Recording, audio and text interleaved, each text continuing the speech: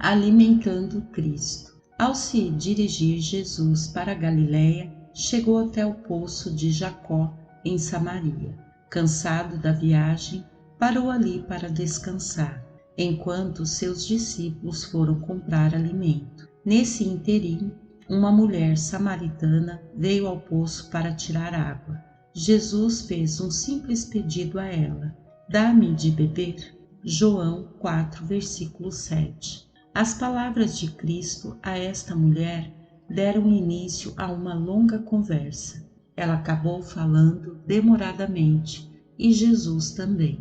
Durante a conversa, ela ficou admirada com as coisas que ele lhe disse. Por final, ela disse: sei que há de vir o Messias, chamado Cristo. Quando ele vier, nos anunciará todas as coisas. Disse-lhe Jesus: eu o sou, eu que falo contigo. Capítulo 4, versículos 25 e 26. Assim que Cristo revelou sua identidade, os discípulos retornaram. Ficaram surpresos ao encontrar o Mestre tão profundamente engajado em uma conversa com esta mulher samaritana. Ao sentarem para preparar a refeição, a mulher de olhos arregalados correu apressada para o povoado. Finalmente, quando o alimento estava pronto, disseram: Mestre, come. Capítulo 4, versículo 31. Jesus respondeu com esta declaração intrigante: uma comida tenho para comer, que vós não conheceis. Capítulo 4, versículo 32. Ele lhes dizia, em essência: eu já fui alimentado. Algo se passou enquanto não estavam aqui e estou totalmente satisfeito. Vejam, há algo que vocês não perceberam a respeito de mim. Meu alimento não é deste mundo. Cristo explicou: a minha comida consiste em fazer a vontade daquele que me enviou e realizar a sua obra. Capítulo 4, versículo 34. Bem, todos sabemos que o trabalho de Deus é semear e ceifar o Evangelho, reunindo uma colheita de almas. Jesus diz no próximo versículo: não dizei vós que ainda há 4 meses até a ceifa? Erguei os olhos e vede os campos, pois já branqueiam para a ceifa. Capítulo 4, versículo 35. Em resumo, devemos estar envolvidos com o trabalho do reino de Deus, testemunhando, testificando e ganhando almas. Jesus realizou este trabalho com a mulher samaritana. A Bíblia diz que ela creu que ele era o Messias, testificando: vinde comigo e vede um homem que me disse tudo quanto tenho feito. Será este, porventura, o Cristo? Capítulo 4, versículo 29. Ora, há um propósito por trás de todo o nosso trabalho no reino, e este propósito vai além de uma grande colheita de almas. A vontade do Pai desde a criação, todo o seu propósito antes do nascimento da humanidade, era criar um corpo de comunhão e companheirismo para seu Filho. E aqui, nesta cena no poço de Jacó, vemos a necessidade de Cristo por companheirismo sendo satisfeita. Jesus disse aos discípulos em essência: minha fome foi saciada por esta mulher. Eu só pedi um copo d'água, mas ela me alimentou, me trouxe um coração honesto e sedento. Quando eu falava, ela escutava atentamente. Ela me serviu ouvindo cada palavra que eu dizia e guardou minhas palavras, crendo e agindo de acordo com elas. Vocês precisam entender, este tipo de comunhão é alimento para mim. A Bíblia fala da necessidade de comunhão do Filho com o homem, desde o princípio. A Escritura diz que Cristo foi gerado antes do mundo ser criado, seu Filho, a quem constituiu herdeiro de todas as coisas, pelo qual também fez o universo. Hebreus 1, versículo 2. Ele estava no princípio com Deus. Todas as coisas foram feitas por intermédio dele, e sem ele nada do que foi feito se fez. João 1, versículos 2 e 3. Bem, desde o início vemos o Senhor procurar comunhão com o homem. Seu espírito andava com Adão no jardim do Éden, conversando ao cair do dia. Estes momentos íntimos eram alimento ao Senhor, agradáveis a ele. Tal companheirismo era seu plano desde o início. Mas quando Adão pecou, a comunhão foi quebrada. Mais tarde, em Gênesis, lemos de um homem chamado Enoque, que foi tomado ao céu. Andou Enoque com Deus e já não era, porque Deus o tomou para si. Gênesis 5, versículo 24. Enoque tinha tido comunhão com o Senhor por 365 anos. Todavia, viveu só metade do ciclo de vida normal daquela época. Ao ponderar sobre isto, senti o Espírito de Deus perguntando: por que você acha que eu trouxe Enoque para a glória tão cedo? Seus companheiros viveram em torno de 700 e 800 anos. Por que eu o tomaria na metade da vida? Eu não tive nenhuma resposta. O Espírito sussurrou: comunhão é o meu alimento, David. Minha palavra diz que Enoque andava comigo. Isto significa que ele comungava comigo, me servindo alimento, aprendendo a conhecer a minha voz. Escutava quando eu abria o meu coração para ele. Nosso companheirismo tornou-se tão íntimo que quis tê-lo comigo aqui na eternidade, onde não há noite. Então o trouxe para o meu lado, para a comunhão interminável e ininterrupta. O Senhor me fez a mesma pergunta sobre Moisés. Por que chamei meu servo amado quando ele também estava no auge da vida? Pode-se pensar, é porque Moisés não deveria entrar na terra prometida. Mas o fato é que Israel não entrou em Canaã imediatamente. Moisés poderia ter vivido por mais tempo. Ouço o Senhor dizendo: Moisés manteve comunhão comigo como nenhum outro homem o fez. Por que você acha que ele voltou do monte com um brilho sobrenatural no rosto? A lei não poderia produzir aquele brilho. Era o efeito de estar em minha presença por 40 dias e noites. Ele me alimentou quando estávamos face a face. Sim, eu o instruí durante aquele tempo, mas também tivemos doce companheirismo. Conversei com Moisés e ele me ouviu. Mostrei como o tabernáculo era uma ilustração de mim, pleno de glória. Então, finalmente, quando tomei Moisés, é para tê-lo ao meu lado, junto com Enoque. A seguir veio a pergunta: e Elias? Por que você acha que enviei uma carruagem para tomá-lo? Este profeta inflamável poderia ter vivido muito mais anos como testemunha fiel a mim. Eu tinha acabado de lhe dar uma visão sobre o que é o verdadeiro ministério, mas, contrariamente, quis trazer Elias à minha presença. Ele tinha orado diante de mim, como poucos homens o fizeram, e eu o quis ao meu lado, para uma comunhão ininterrupta por toda a eternidade. Agora havia 3 servos íntimos ao Senhor.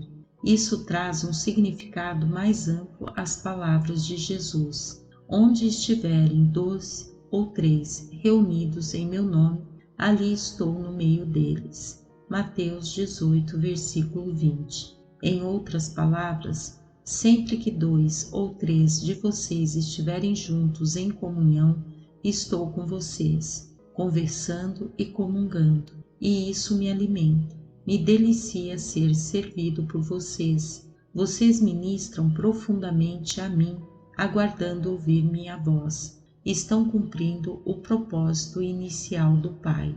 Agora quero levá-lo ao monte da transfiguração. Jesus conduziu 3 de seus discípulos para lá, Pedro, Tiago e João. Repentinamente, diante de seus olhos, Cristo entrou no âmbito celestial. Seu rosto resplandecia como o sol e as suas vestes tornaram-se brancas como a luz. Capítulo 17, versículo 2. Logo lemos: e eis que apareceram Moisés e Elias, falando com ele. 17:3. A palavra grega para falando é som, que quer dizer união, comunhão. Moisés e Elias comungavam com Jesus, conversando de um lado para o outro. Sobre o que era esta cena toda, acredito que não teve nada a ver com o ministério de Jesus na terra, nem tinha algo a ver com seus discípulos. Após isso, Cristo instruiu-os: a ninguém conteis a visão, até que o Filho do Homem ressuscite dentre os mortos. Mateus 17, versículo 9. Não, acredito que Jesus, em seu corpo glorificado, ansiava por uma última refeição. Ele sabia o que vinha adiante e tinha fome daquele alimento que vós não conheceis. Estava para encarar a cruz, pagar o preço que tinha concordado, redimir a humanidade do pecado, e agora queria um banquete com amigos íntimos, fortalecendo a alma para a provocação que chegava. Em minha opinião, o encontro de Cristo com Moisés e Elias foi um presente do Pai. Deus quis dar um lembrete de sua glória para o Filho, dizendo: eis o alimento celestial que o espera. Jesus conta uma parábola em Lucas 17, que deve revolucionar nossa vida de oração. A seguinte parábola deve mudar a visão de todo cristão sobre comunhão. Qual de vós, tendo um servo ocupado na lavoura ou em guardar o gado, lhe dirá quando ele voltar do campo: vem já e põe-te à mesa? E que antes não lhe diga: prepara-me a ceia, cinge-te e serve-me, enquanto eu como e bebo. Depois comerás tu e beberás? Porventura terá de agradecer ao servo porque este fez o que lhe havia ordenado? Assim também vós, depois de haverdes feito quanto vos foi ordenado, dizei: somos servos inúteis, porque fizemos apenas o que devíamos fazer. Lucas 17, versículos 7 a 10. Sabemos que o mestre nesta parábola é Jesus, e o servo aqui representa cada crente. Claramente, esta parábola é sobre alimentar a Cristo, e evidentemente nosso Senhor vê esse ato como nosso mais alto chamamento. Você pode opor-se dizendo: pensei que nosso mais alto chamado fosse trabalhar nos campos de colheita. Isso verdadeiramente é um alto chamado, mas Jesus diz que não é o mais alto. A soberana vocação de Deus em Cristo Jesus, a qual Paulo se refere, é alimentá-lo. Todo serviço deve nascer da comunhão e da intimidade com Cristo. Eu não entendia isto até que me coloquei no lugar do servo. De repente, sou aquele no campo, arando e alimentando ovelhas. Quando o trabalho termina, estou cansado, suado e faminto. Trabalhei duro e de modo fiel, e agora necessito de alimento. Então vou à sala de jantar do mestre para ser alimentado. Ao entrar, espero ouvi-lo dizer: por favor, sente-se, você precisa descansar. Então fico perto da mesa com cara de faminto, com os olhos pedindo: estou precisando disso. Mas o mestre não diz: sente-se e coma. Contrariamente, ele ordena: põe seu avental, estou pronto para comer. Então sirva-me primeiro. Aí, depois de servir-me, você comerá e beberá.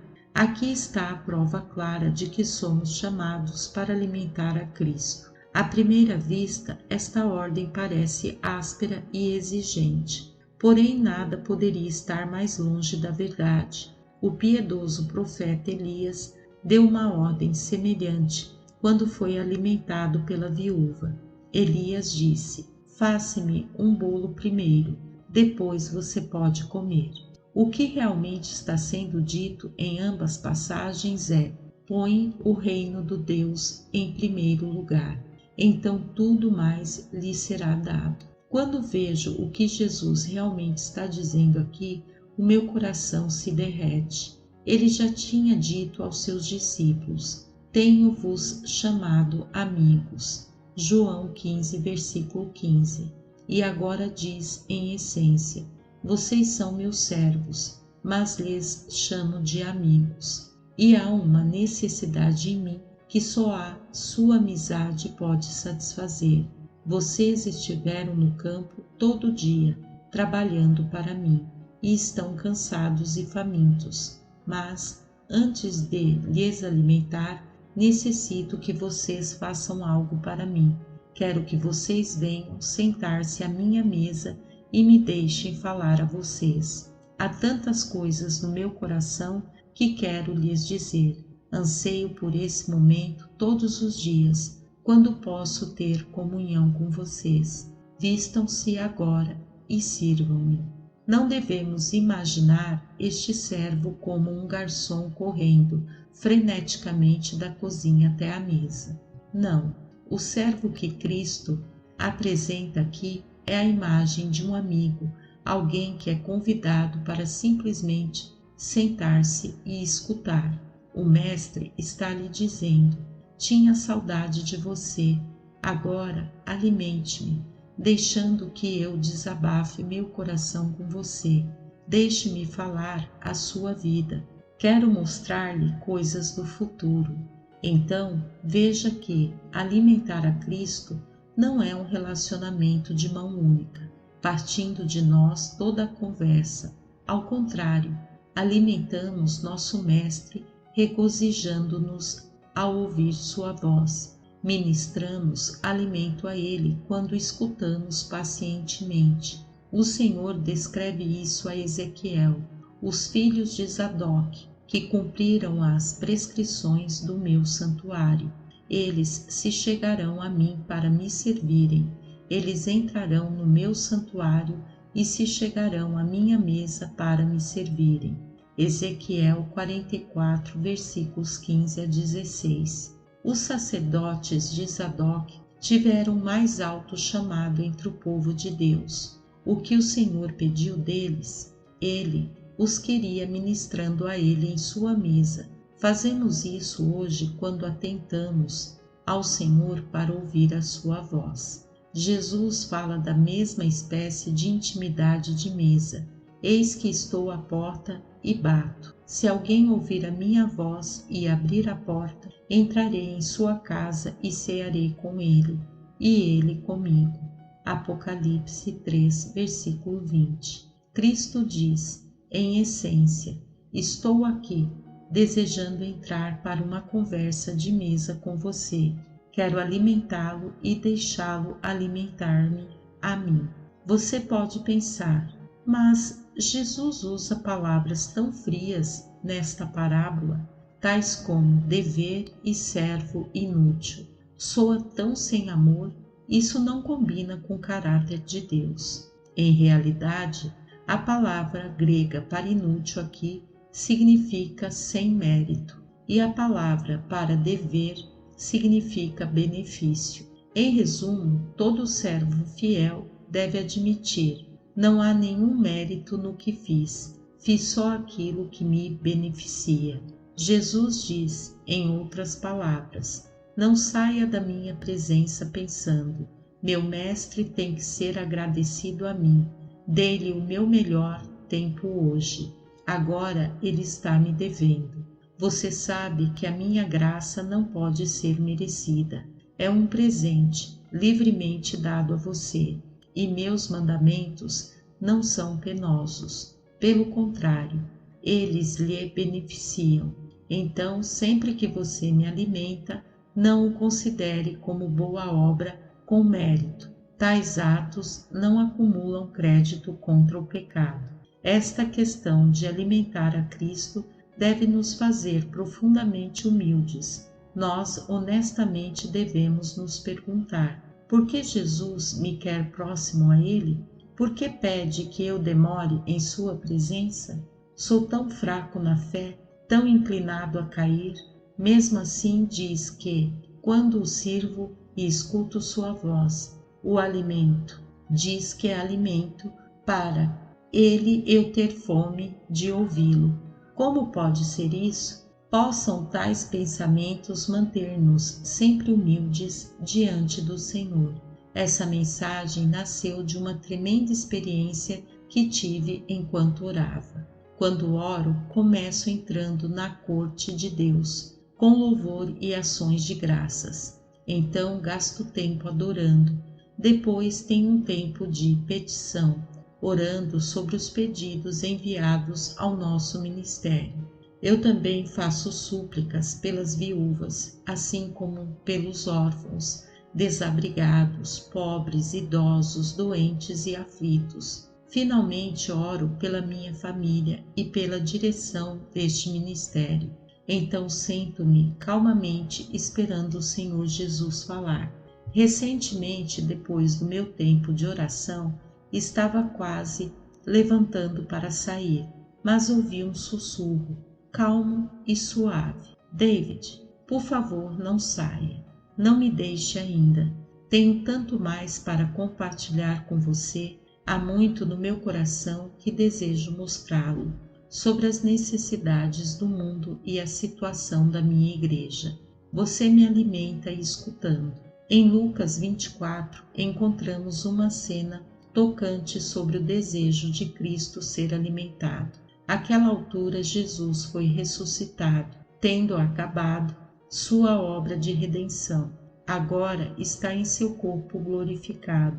É ainda um homem tocado por sentimentos humanos, mas não é limitado por barreiras materiais, por aparecer ou desaparecer à vontade, e nenhuma porta ou parede pode pará-lo.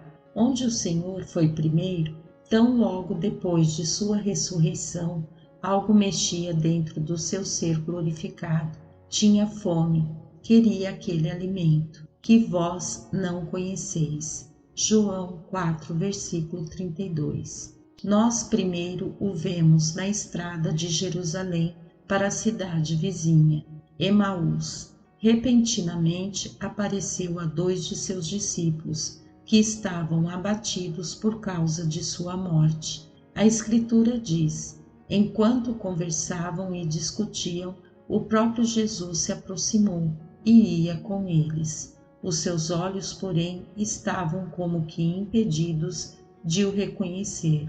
Lucas 24, versículos 15 e 16. Assim como fez com a mulher samaritana, Jesus puxou conversa com esses homens. Perguntou: sobre o que estão conversando e por que estão tão tristes? Eles ficaram perplexos, dizendo: és o único, porventura, que, tendo estado em Jerusalém, ignora as ocorrências destes últimos dias? Capítulo 24, versículo 18. Será que Jesus estava brincando com o sofrimento destes homens? Não, absolutamente não.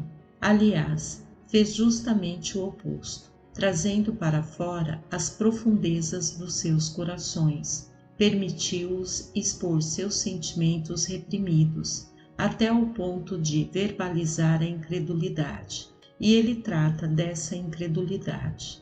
E começando por Moisés, discorrendo por todos os profetas, expunha-lhes o que, a seu respeito, constava em todas as Escrituras. Capítulo 24, versículo 27. Fala-se tanto de aulas no seminário. Estes homens receberam tudo: profecias sobre a vinda de Cristo, o significado de sua morte, sepultamento e ressurreição. Naquela noite, os homens pararam numa estalagem para dormir.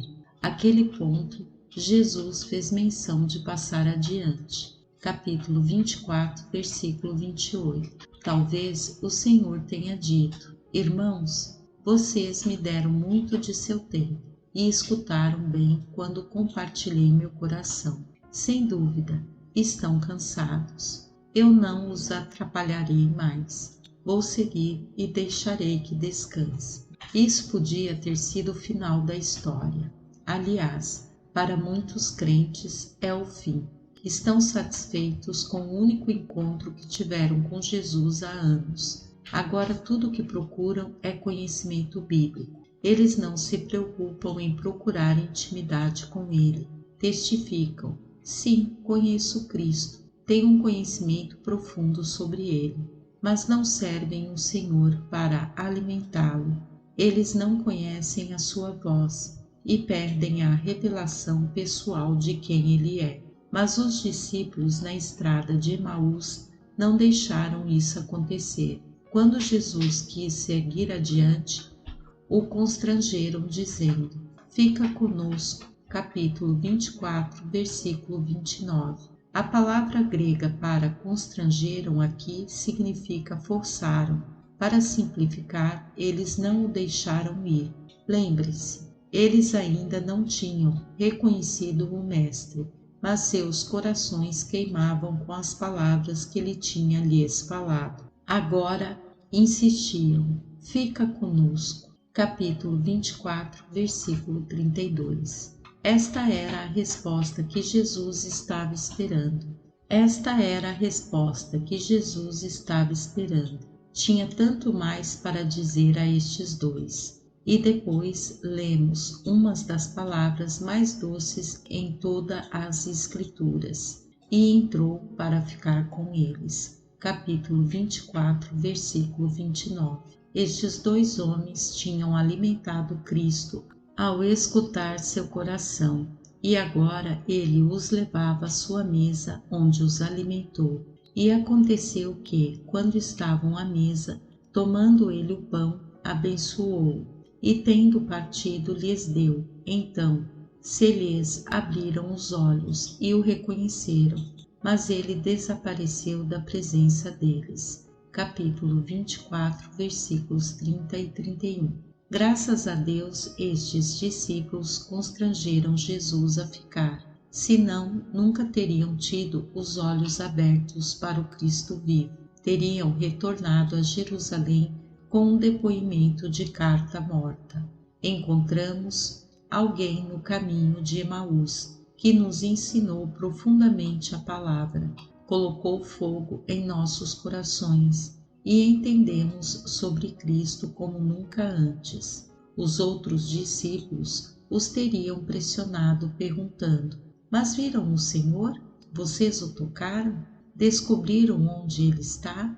Vocês dizem que seus corações pegaram fogo, mas digam: Jesus está vivo? Tristemente, estes não teriam sido capazes de responder. Em vez disso, estes homens fiéis voltaram correndo para seus irmãos em Jerusalém, capacitados para dar este depoimento vibrante. O Senhor apareceu para nós, conversamos com ele e comemos com ele. É verdade, nós o vimos vivo, e ele nos alimentou da palavra de Deus com sua própria boca. Sim, ele está vivo e ótimo. Capítulo 24, versículos 33 a 35. Então, naquele mesmo momento, Jesus apareceu no meio deles. Tragicamente, muitos cristãos não permanecem para receber a revelação plena de Cristo. Nem todos irão gastar tempo para servir o alimento ao Senhor. A maioria se satisfaz indo à igreja, ouvindo a pregação da palavra e crescendo só no conhecimento de Jesus. Às vezes, os seus corações podem queimar dentro deles ao ouvirem a palavra de Deus, mas eles não querem pagar o preço para ter intimidade com Cristo. E Pedro nos diz: crescei na graça e no conhecimento de nosso Senhor e Salvador Jesus Cristo. 2 Pedro, capítulo 3, versículo 18. Foi justamente isso que estes dois discípulos experimentaram na estrada de Emaús. Eles cresceram no conhecimento do Senhor pelas Escrituras. Mas isso era só o fundamento, não era o trabalho acabado. Paulo sabia disso e escreveu: cresçamos em tudo aquilo que é a cabeça, Cristo. Efésios 4, versículo 15. Eis a questão, simples e clara. Jesus Cristo quer ser o tesouro mais importante de sua vida. Ele quer significar para você mais do que o seu trabalho, sua carreira e até mesmo sua família. e quer tornar-se mais e mais precioso a você com o passar dos dias. Então, quão precioso é Jesus para você? Você pode declarar: Ele é o de mais precioso em minha vida. Cristo é tudo para mim. Se isso for verdadeiro, você não ficará satisfeito com simples conhecimento intelectual sobre Ele. Ansiará ouvi-lo falar a você, e seu desejo de servir alimento a Ele crescerá. Ouvir sua voz mansa e suave será sua maior alegria, e você não deixará nada lhe impedir de dar a Ele o seu tempo. De fato, quanto mais tempo você gastar servindo-o, menos preocupado estará com as dificuldades desta vida. Já fez aquele passeio com Cristo a Emaús? Já foi bem ensinado na sua palavra, com seu coração regozijando-se na verdade? Mais importante, você já se deliciou em servi-lo e alimentá-lo? Fique atento ao perigo de se afastar de sua comunhão com ele. Paulo fala sobre uma apostasia na igreja, 2 Tessalonicenses, capítulo 2, versículo 3. A palavra em grego aqui indica uma defecção ou divórcio. Em resumo, muitos deixarão o Senhor, abandonando o amor por Ele e divorciando-se de seu companheirismo. Contudo, quero lhe dar uma palavra de esperança. Aprendi algo que torna o Senhor ainda mais precioso para mim. Acredito que esta chave aumenta minha revelação sobre Ele e pode me afastar da queda nos dias adiante. O que é esta chave? É algo que eu adicionei a meu tempo de oração. Deixe-me explicar. Oro como de costume, da maneira que descrevi anteriormente. Porém, depois que acabo o meu tempo de prece, permaneço no meu refúgio secreto de oração. Agora curvo-me diante do Senhor e digo: Jesus, estou aqui só para ti. Não trago nenhum pedido. Este é o teu tempo e somente teu. Estou aqui para escutar o teu coração. Simplesmente permaneço em sua presença, amando-o, servindo-o. Sei que ele virá a mim e comunicará sua mente. Na verdade, ele falou isto ao meu coração. Agora sei que você me tornou o tesouro de sua vida, David. Sei que para você sou mais precioso do que a sua família, seu ministério e seu trabalho.